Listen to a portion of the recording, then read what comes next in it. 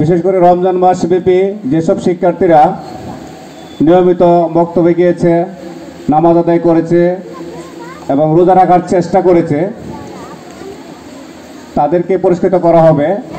এজন্য কর্তৃপক্ষের পক্ষ থেকে আমাদের গ্রামের 5টি মসজিদের সম্মানিত ইমাম সাহেবদেরকে আগে দায়িত্ব দেওয়া হয়েছিল যে আপনার বক্তব্যের সংশ্লিষ্ট সকল শিক্ষার্থী যারা প্রতিদিন বক্তব্যে আসে, নিয়মিত নামাজ আদায় করার চেষ্টা করে এবং রোজা রাখার চেষ্টা করে, এদের পক্ষ থেকে আপনি 4 জনকে বাছাই করে আমাদেরকে নাম দিবেন।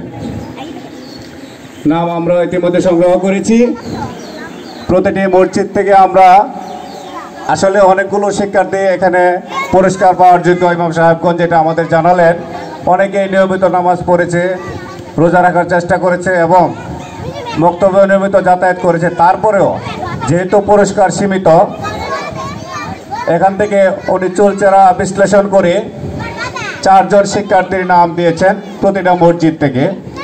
আমাদের পুরাতন জামে মসজিদ পশ্চিমপাড়া, তারপরে মাদ্রাসা সংলগ্ন একটি মসজিদ আছে, সেখান থেকে 4 জন, মৌলভীবাড়ির মসজিদ থেকে 4 জন এবং টান কৃষ্ণনগর পূর্বপাড়া মসজিদ থেকে 4 জন এবং টান কৃষ্ণনগর পূর্বপাড়া আগারের যে একটা মসজিদ আছে সেখান থেকে 4 জন।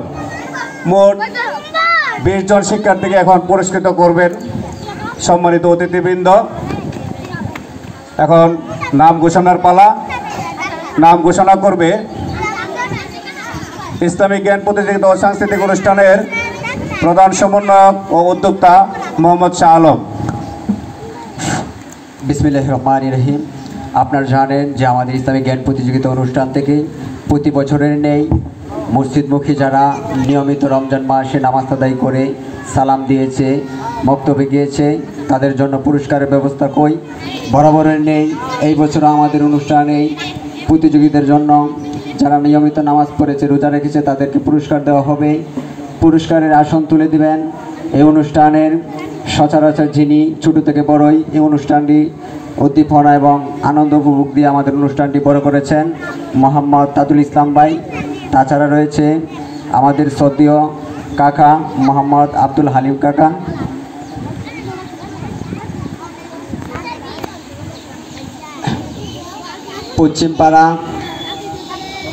পশ্চিমপাড়া পুরাতন জামে মসজিদের ইমাম সাহেব এখন আমাদের মধ্যে পুরস্কার তুলে দিবেন। পুরস্কার নিতে আসবে মঞ্চে মোহাম্মদ পশ্চিম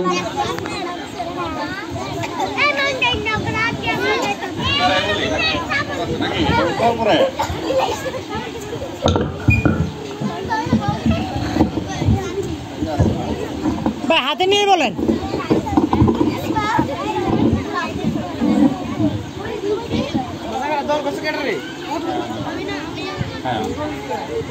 মসজিদ ভিত্তিক যে শিক্ষার্থীরা পুরস্কার পাবে এখন তাদের নাম ঘোষণা করা হবে। শিক্ষার্থীরা তোমরা উপস্থিত আছো তো? হাত মেরে আমাদেরকে জানাও তোমরা যে উপস্থিত আছো। এখন আমরা নাম ঘোষণা করব। প্রথমেই আমরা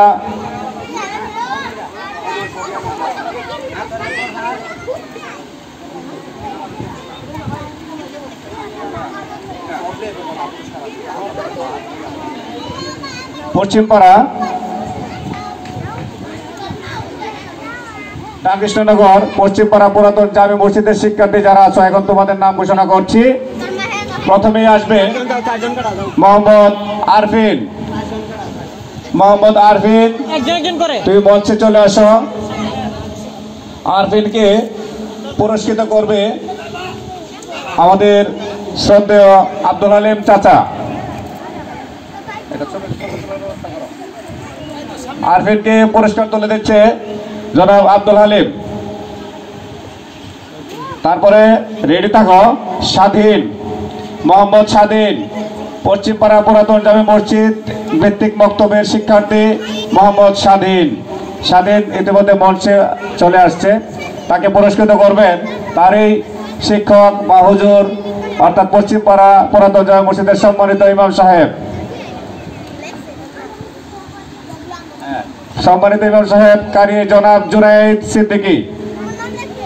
শিক্ষার্থী স্বাধীনকে পুরস্কৃত করছেন।